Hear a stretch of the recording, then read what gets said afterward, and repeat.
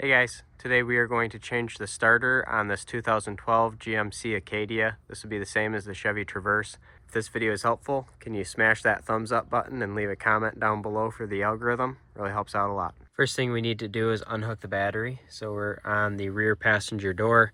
Take out this Torx screw right here and lift this plate off. See our battery right here. Going to pinch these two tabs right here and lift. And then loosen up this 10mm nut and then unattach the positive cable here, setting it off to the side, making sure it's not touching the positive post at all. Jack up the passenger side of your vehicle here. It doesn't need to be off the ground crazy. You just need to be able to slide underneath here because we're going to change the starter from the bottom. Be sure to put a jack stand in here. There's two ways to handle this job. You can take the exhaust out of the way here, or you can take this engine mount out of the way right here. I'm gonna take the engine mount out of the way. I think it's easier than the exhaust because I live in Michigan and this stuff, it does not come apart easy. Get yourself a secondary jack with a block of wood, put it underneath the oil pan here to support the engine for when we take the mount out.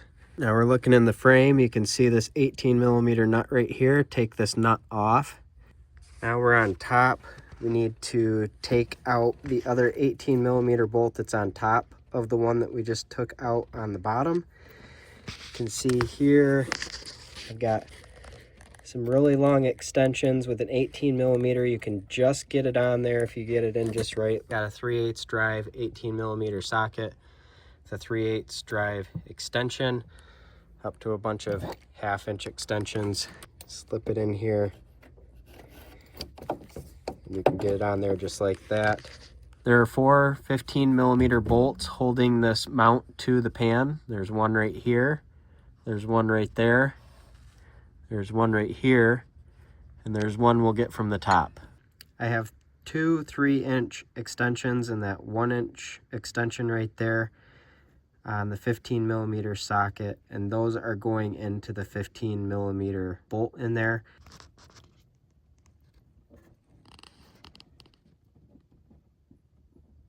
Now we're going to remove this mount and this mount here. So I'm going to try to lift it up so that it's off from the bolt up there. And then just push this one also up. I'm going to try to get this piece here to go back that way and lift this bolt out of the frame. Okay, I got that mount kind of pushed back in here. So we'll take this out like this. Just kind of rotate it and twist it down. And we can just leave this up here. Now we have good access to our starter. Now we are going to unplug this gray clip right here. So this is what this plug looks like. You need to push this in and pull back. I just took my pliers, pinched on this connector here and pulled really hard, and this popped out. Now we need to remove this 13mm nut on the end of this stud here holding on this positive cable. I'm using a 1/4-inch drive 13mm deep socket. Now we need to remove this 15mm bolt and this 15mm bolt, and then our starter should pop right out of here. Careful it doesn't fall on your face.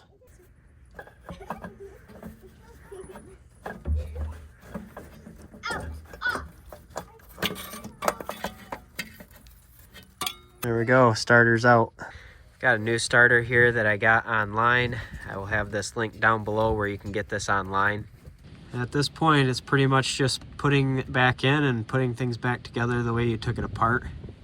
This bolt here, that one that's hidden up in there, it's gonna be a pain, but that's probably, that bolt right there is probably the worst part of the whole job.